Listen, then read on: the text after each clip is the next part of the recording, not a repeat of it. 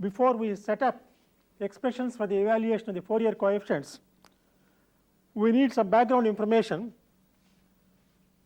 We will set up a series of integrals here and show their values, and we assume that all these integrals, the range of integration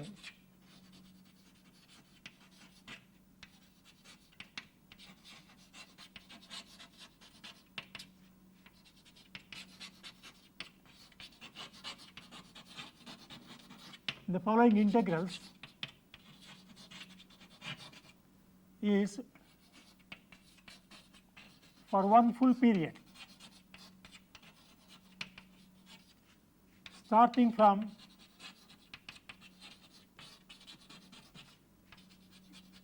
any arbitrary instant.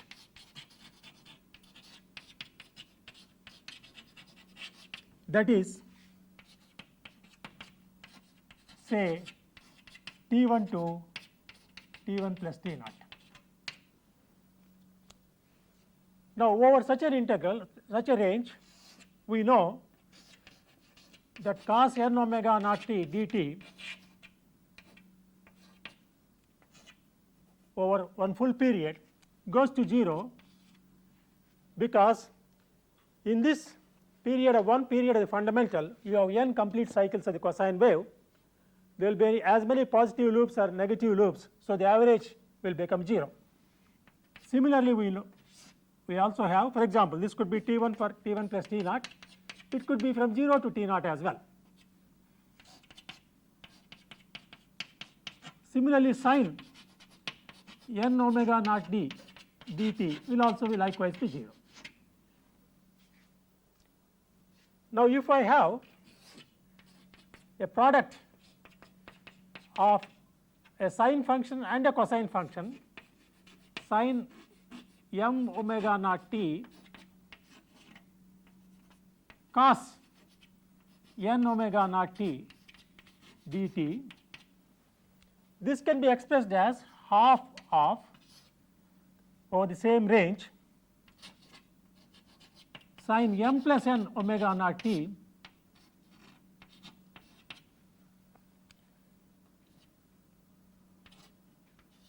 plus sin m minus n omega naught t dt.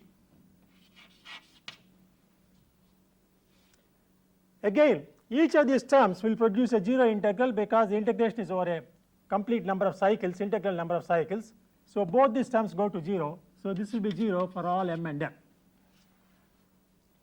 On the other hand, if I take the product of two sine terms, sin m omega naught t sin n omega naught t dt, this will be half of the integral of cosine m minus n omega naught t minus cosine m plus n omega naught t dt. Now, as far as m plus n omega naught t is concerned, that again is integral over a complete number of cycles, that goes to 0, no problem about that. As for the first term is concerned, if m minus n is an integer which is not 0, then once again it goes to 0. On the other hand, if m equals n, this is a constant, and therefore over a complete period it gives the value T1 plus T0, it gives the value T0. So, the upshot is we can say this will be 0 if m is not equal to n, and this is equal to T0 by 2 if m equals n. In the same manner, we can also write over a complete period cos m omega naught t cos n omega naught t dt is 0 if m is not equal to n equals T0 by 2, say T1 to T1 plus T0 T naught by 2 if m is equal to.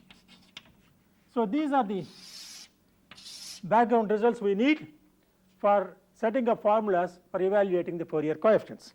You recall that the formula for, we said that f of t can be expanded as a naught plus a n cos n omega naught t plus b n sin n omega naught t.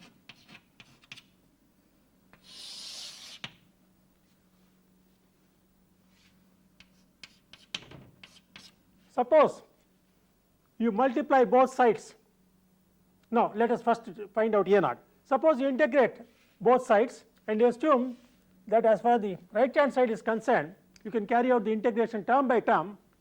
Then we have f of t dt. Once again the integration can be from t naught t1 to t1 plus t naught, or for the sake of convenience let me say it as 0 to t naught. It could be from any arbitrary small t1 to small t1 plus t naught. Now similarly on this side, if you carry out the integration for each one of these terms, by virtue of the results that we have already established, each one of them will have 0 average value over a period, fundamental period. Each one of these terms will have a 0 average value over a fundamental period. So it is only this term which gives rise to a contribution. Therefore I can write this as 0 to t naught a naught dt plus terms which become 0.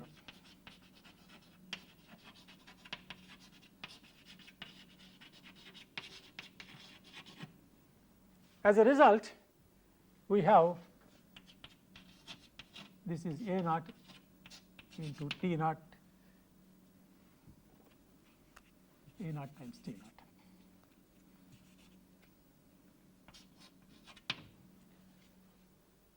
This immediately gives us a way of evaluating a naught. You have a naught equals 1 over t naught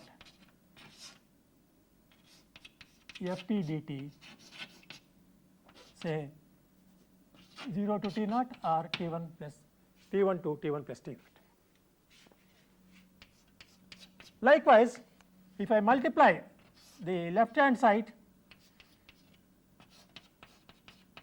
by say cos n omega naught t and then integrate that product f t cos n omega naught t over a complete period, each one of these terms must be multiplied by cos n omega naught t and integrated over a complete period. Obviously a naught multiplied by cos n omega naught t over a complete period will vanish, and every one of these terms will also vanish except for the term which involves index n, because we have seen earlier that if you take the product cos m omega naught t and cos n omega naught t and integrate, this will yield non-zero result only if m equals n. Therefore if you are multiplying this whole set of terms by cos n omega naught t, only when the index here happens to be n, it will give rise to a non-zero product. Therefore I can write this, therefore 0 to t naught a n cos n omega naught t multiplied by cos n omega naught t dt plus other terms which go to 0.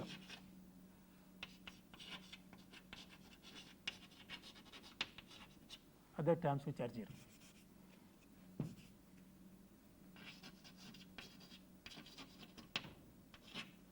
So this will now be a n times t naught by 2, because when both these indices agree, this is t naught by 2, a n t naught by 2. So you can write this as a n equals 2 upon t naught 0 to t naught f of t cos n omega naught t dt.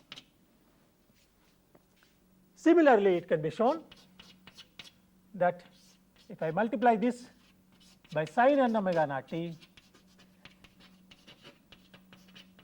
dt, you get bn times t naught upon 2. So bn will be 2 upon t naught 0 to t naught f of t sin n omega naught t. So these are the three formulas which can be used to evaluate these various integrals. It's easy to remember these as saying a naught equals the average value of f of t, or whenever we talk about average, it's average over a one complete period, and an is 2 times the average value of the product f of t cos n omega naught t, and likewise bn is 2 times the average value of f of t sin n omega naught t. So these are the three integrals that one makes use of to evaluate the various Fourier coefficients. It's easy to remember this in this form, or certainly these are equivalent to this. Now as far as the integration is concerned, if you have got analytical expressions for f of t, you can carry them out analytically, or you can also do them numerically if f of t is given, for example, in a graphical form, a waveform is recorded, and you would like to perform the Fourier series analysis of that, then you can carry out these integrations by numerical methods. To sum up then, in this lecture we started with the system function of a linear time invariant system HFS and how it relates the output and the input, and then we saw that if the input is a sinusoidal function of time, how the output can be easily computed by multiplying the input phasor with h of j omega, which is the system function under sinusoidal conditions, and obtain the output phasor. This advantage of phasor notation and the associated analysis with sinusoidal inputs, we would like to carry over to functions which are not sinusoidal as well. And as a first step, we took up how a periodic function can be decomposed into various harmonic components of the basic frequency as well as a DC term, and we started with this expression for a periodic function in terms of a DC plus various harmonic components, and once we obtain the response to each one of these harmonic components, we can, using these phasor methods, we can obtain the total response by superposing the various responses. And for this purpose, we arrived at the formulas for the DC component, the coefficient for the cosine terms and the coefficient for the sine terms, and these are the three expressions which we would like to remember in calculating these A and B coefficients. In particular, the DC is the average value of the f of t over a complete period, An is twice the average value of the product of f of t and cos n omega naught t, and Bn is twice the average of f of t sin n omega naught t. For every function that we have, we don't have to really calculate A naught, An and Bn. It turns out that there are certain symmetry conditions which enable us to guess even beforehand what parameters, what coefficients are present and what are absent. These come under the symmetry conditions, a topic which we will take up in the next lecture.